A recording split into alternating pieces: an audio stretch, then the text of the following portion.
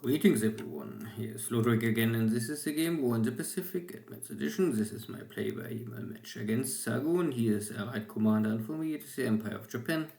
This is scenario 1 on the game version 26B, no modification, all the typical one.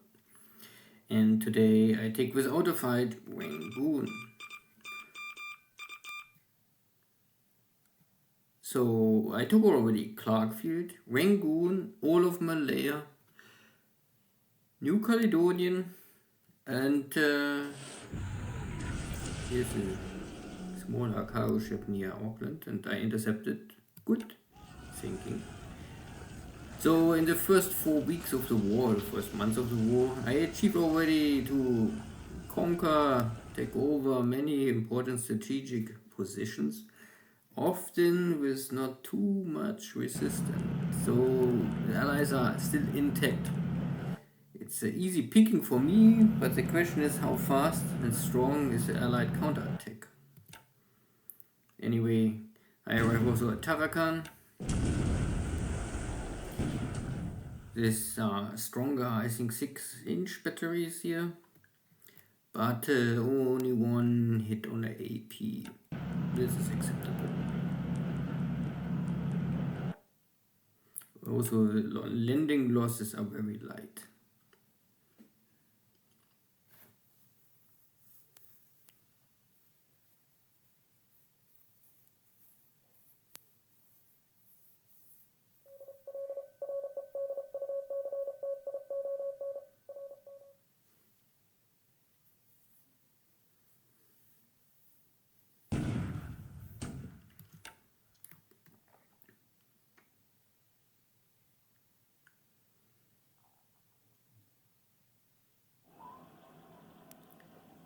So other rowboat is on patrol near Sydney, but was a little under pressure by enemy mine layers, and mine layers have also the equipment to hunt submarines.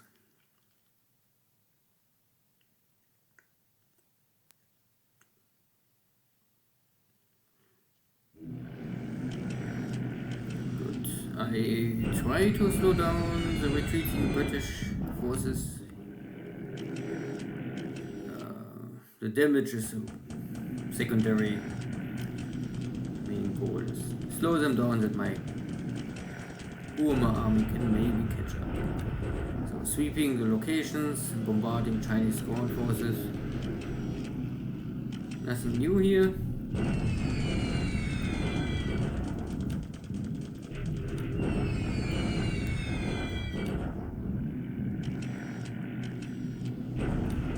Also striking airport, Singapore.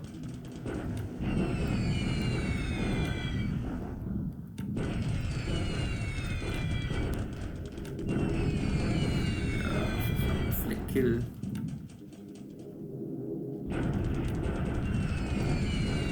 And even Chinese cannot kill my airplanes. So high losses. Who gets flak guns today? One more.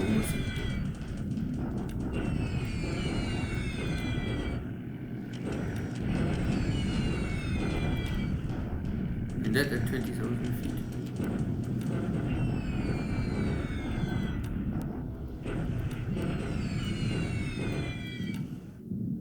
And here are the Doniers. And you can see now that always in the black box you can see the aircraft really intercepting or engaging enemy airstrike. And here are the zeros, but the zeros on training. And they are too far away, or they don't realizing that the Doniers are here. So the Petes are messing a little with this airstrike. But at the end, only my flag can really damage this strike. Luckily, no bomb hit.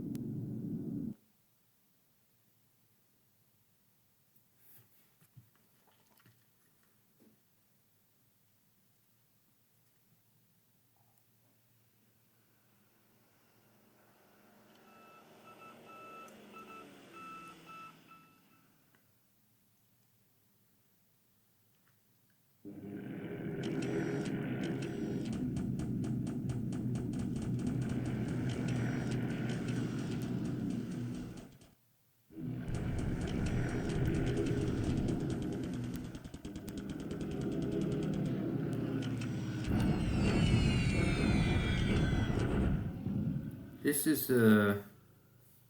yeah, strike on the retreating Chinese units trying to leave Wenchao, and Wenchao is triple defense terrain, so at least it's rough terrain, not very easy to achieve something.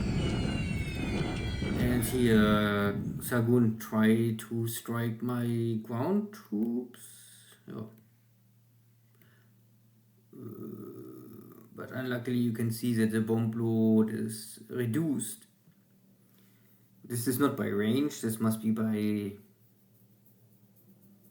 airport size. But I was thinking that not so sure, but it is shown that it will reduce bomb load.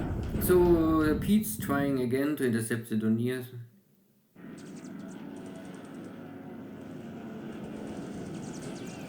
And they have a light machine gun, but at least they can create some damage.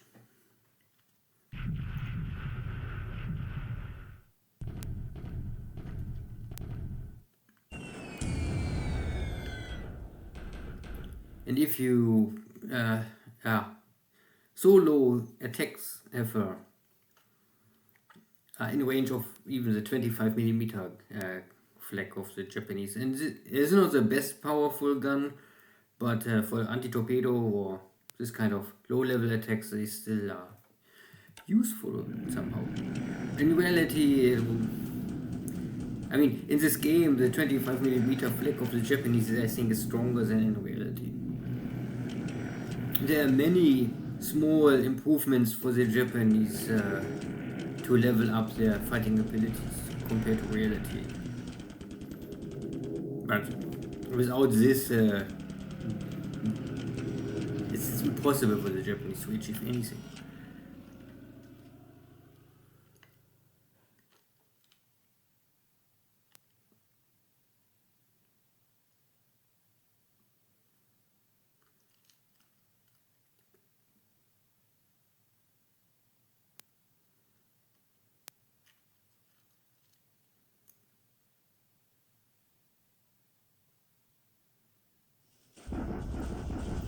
So we have now the first battle of Bataan. The Americans already lost the battle of Clarkfield.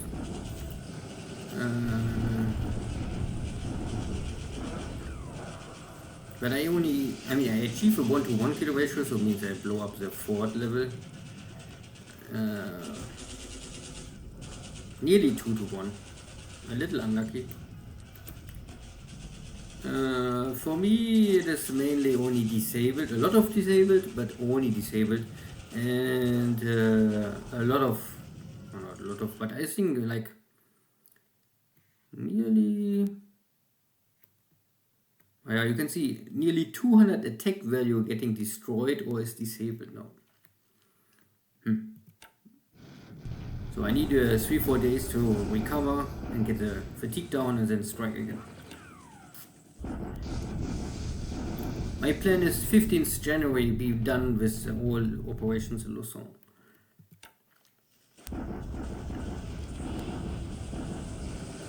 When you pick up an empty base. This is landing bombardment and other bombardment from the Chinese if they have the supplies. Okay.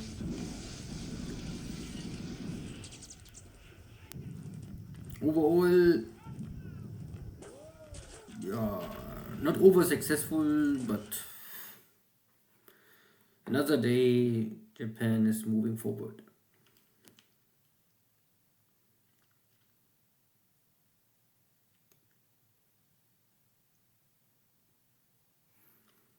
So, air losses are higher. Mainly by flag, 1, 2, 3, 4, 5 flag losses, but one Doni is killed by my own. So 4 Japanese flag losses and the same amount of ops losses nearly. In total I lost 5 killed pilots. Not the best day, but cannot change. Ship sunk. Ah yeah, at Auckland, a cargo ship. Maybe supplies. Or maybe on the way back.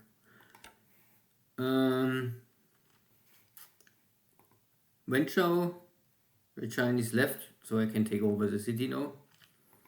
I catch up this two already defeated units, so next turn I can maybe destroy them completely. I also arrive in this hex with my division. Maybe I can take out this, because these Chinese units are all heavily attacked by airstrikes, so maybe their morale is very weak and they're all mainly disabled, so maybe the division is strong enough to take them out.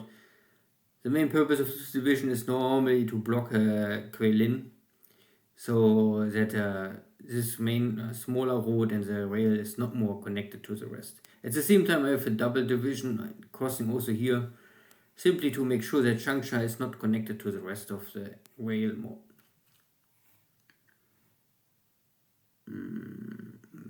Yeah, nothing else normally here.